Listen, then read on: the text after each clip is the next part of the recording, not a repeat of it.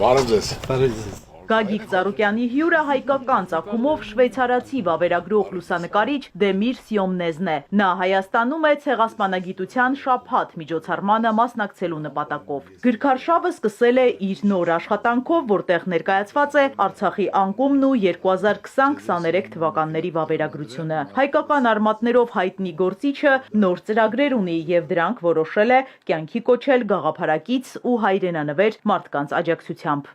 Ես շատ տպավորված եմ, որ մենք հայազգում կան այդպիսի մարդիկ, որոնք լիարժեք մտահոգ են իրենց երկրի, իրենց ժողովրդի համար, որ մեծ աշխատանք է կատարել այն մարդկանց, ովքեր մտահոգ են իրենց երկրի, իրենց ժողովրդի համար, դրանով ապրում են, աջակցում են, մասնակցում են,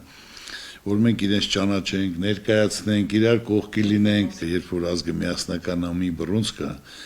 ցանկացած խնդիր իր համար լուծել է, իսկ եթե մասնատված է կտոր նրանք հաջողություն հաղթանակ չեն կարող ունենալ։ Շնորհակալություն եմ հայտնում այն ամենի համար, ինչ անում եք արցախցիների, սփյուռքի մեր հայրենակիցների ու Հայաստանի հայերի համար։ Մենք դա մեր գործ ենք կատարում, որ հայոր որպես հայորդի մենք մտածում ենք մեր երկրի, մեր ժողովրդի համար եւ դա միայն խոսքերով չի, մարդը պետք է գործ անի, աշխատանք կատարի։ Դա մեր հզորությունն է, մեր հպարտությունն է, աշխարհում մենք որ ավելի մեծ ճանաչում ունենանք։ Մեծ հայրենականում հաղթանակի 80-ամյակի կապակցությամբ օրեր առաջ թողարկվեց սահմանափակ քանակությամբ հատուկ կոնյակ, շշալցված բացառիկ հումքով։ Գագիկ Ծառուկյանի որոշմամբ այդ խորհրդանշական նվերն այն արժանավորների համար է, որոնք նպաստ են բերում հայրենիքին, որոնք գիտեն հաղթանակի գինը։ Հայրենական պատերազմի 80-ամյակին կապակցված կոնյակ ենք արտադրել եւ այդ ժամանակ ես ասեմ, որ այդ կոնյակը միայն պետք է տրվի հասցեատերերին, այն մարդկանց, ովքեր մտահոգ են երկրի համար, ազգի համար, պետության համար եւ աշխարհում եք հայազգի պատիվը բարձր են պահում։ Եվ ես տեսնելով հաղորդումը տպավորված, որ անպայման ես պետք է այդ առաջին շիշը հանձնեմ իրեն, որ ինքը արժանի է, որ կարողանում է այսքան տարիներ որպես ամենալավ լուսանկարիչ, որ կարողանում է ալբոմ կազմել ցեղասպանության հետ կապված, որ մենք չենք կարող մոռանալ դա։ Մեր ամբողջ ազգը սքացել է, սքում է, եւ դա ինքը լիարժեք աշխատանք կատարելով, ամբողջ աշխարհին ներկայացնելով մեզ գործակատարում։ Կոնյակը պատրաստված է 1945 թվականի խաղողի բերքից։ Merci. Եվ ստեղ գրած է հայերեն, ռուսերեն, անգլերեն, ֆրանսերեն։ C'est bien, ça c'est bien. C'est francophonie. La Suisse, l'Arménie, c'est une... Շնորհակալ եմ, շատ շնորհակալ։ Հայաստանի շատ վայրերում եմ եղել, բայց ֆրանսերեն գրություններ քիչ եմ հանդիպել, շատ հաճելի է։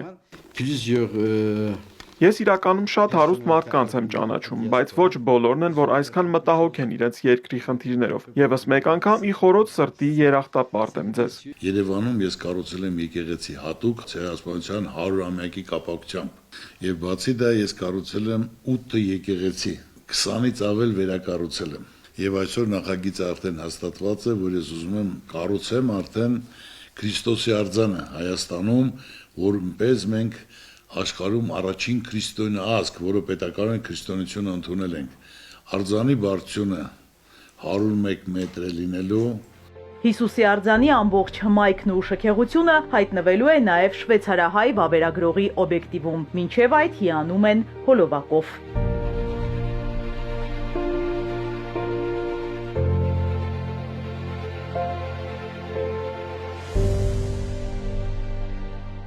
Հանդիպման ավարտին Գագիկ Ծառուկյանն առաջարկում է շրջել իր կառուցած եկեղեցիներում, մասնավորապես հիշատակում է այս օրերին առավել խորհրդանշական հայոց ցեղասպանության 100-ամյա տարելիցի կապակցությամբ կառուցվածը Նուբարաշենի Սրբոց նահատակած եկեղեցին, իսկ ծանոթությունը սկսվում է Աբովյանից։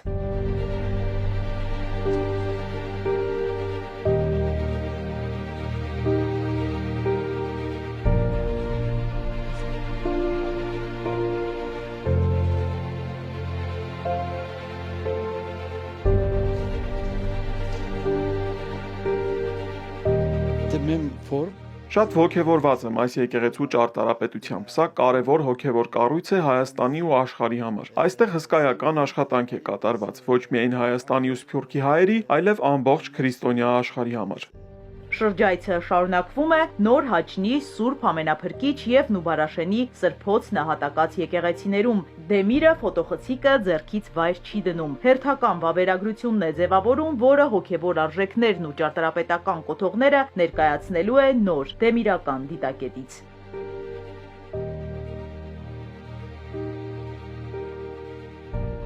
Էրզրումում ծնված Անկարայում ուսանած արվեստագետն այժմ ապրում է Ժնևում։ Թուրքիայում լրագրությամբ եւ լուսանկարչությամբ զբաղվել է 1980-ականներին, սակայն քաղաքական ճնշումների պատճառով չի կարողացել շարունակել իր գործունեությունը։ 2006-ից վերսկսել է զբաղվել ֆոտոլրագրությամբ։ Սյոմնեզը գրում է մարդու իրավունքների, սոցիալական արդարության թեմաներով։ 2020-ին նրան Արցախ բերեց աշխարհի լռության ձայնը։ Փաստը, որ Հայաստանը միայնակ էր միջազգային կոալիցիայի դեմ եւ կռվում էին ոչ միայն Ադրբեջանի, այլև Թուրքիայի, Իսրայելի բանակները, ջիհադիստները, անընդունելի էր։ Այս արհավիրքի դիմաց Հայաստանը միայնակ էր։ Ես եկել եմ այդ պատմության մասին խոսելու։ Հիմա էլ Ադրբեջանը նույն կերպ շարունակում է մշակութային ցեղասպանությունը, ոչնչացնելով հայկական հետքը։ Նյումեգի հրատարակած Դեմիրի գրքում լուսանկարներն ուղեկցվում են գրավոր նոթերով։ Ընթերցողը հայտնվում է մարտի դաշտում, Ստեփանակերտի փողոցներում ու մշուշոտ իրականության մեջ։ Դա փաստագրական արժեք է հարգանքի տուրք զոհվածներին եւ սթափության կոչ համայն մարդկությանը։ Իզաբելլա Հովհաննիսյան, Ալեքսանդր Կիրոյան, Սիմիկ Մայիլյան, Էպիկենտրոն։